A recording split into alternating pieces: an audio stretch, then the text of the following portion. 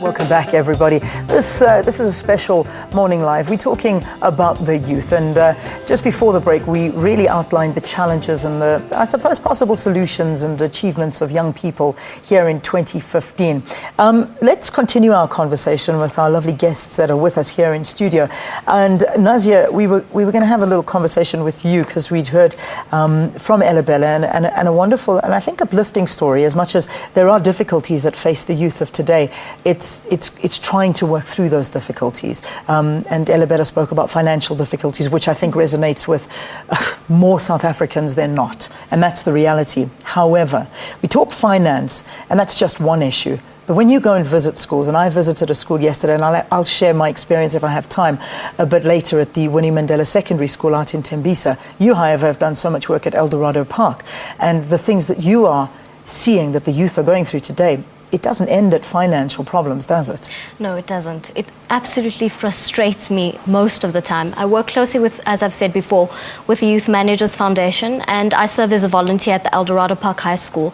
I think my first summit for the youth managers was a very interesting, very difficult experience for me.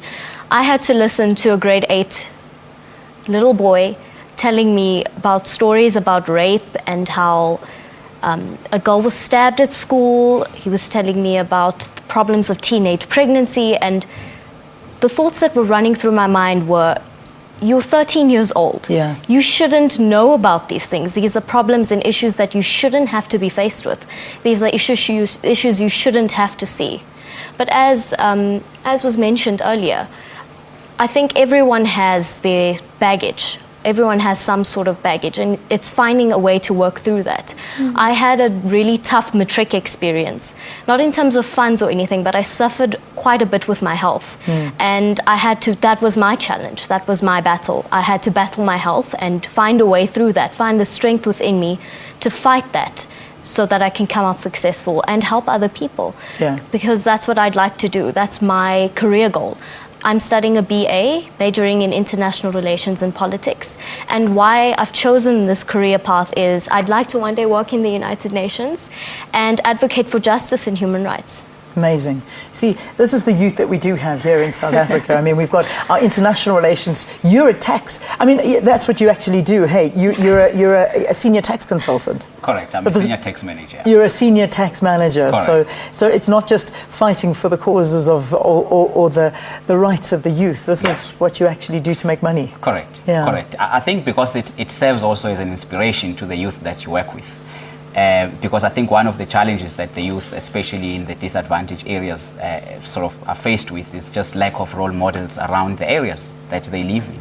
And I think one of the biggest mistakes that we make as professionals is that once we've made it, we actually moved out of townships and go to the suburbs and never really take a moment to go back and plant the seed back in our communities. Yeah. And I think it's to put ourselves, I mean, I work with a group of professionals as well within Youth Managers Foundation who are responsible for, for mentoring, for developing these young leaders, because the potential is there.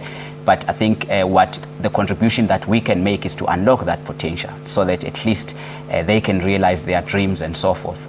So I think if they get inspired by us, by the achievements that we have made as well in our lives at such a young age, it gives them that impetus for them to want to achieve and for them to believe that, it is possible, regardless of the challenges that, surround them. It's having the right role models. Correct. That's it. Having someone to look up to say, I want to aspire to be like them. And that, I think, can drive anybody. I'm going to have to take another break here on the program. This is what we do on television. We take lots and lots of breaks.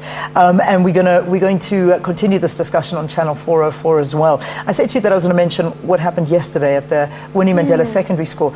And the amazing thing is that you are dealing with young children that come to school from child-headed households. They have one meal a day at school, and that's all they eat all day. And they were coming in there to write exams.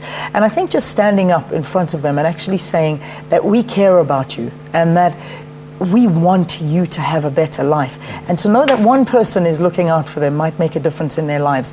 I think that can touch anybody, and that's the message that we were given. So let's continue to spread that message to anyone and everyone that you can, particularly amongst the youth during this month. Let's take a break here and then we'll quickly say goodbye. But remember, this is continuing on Channel 404.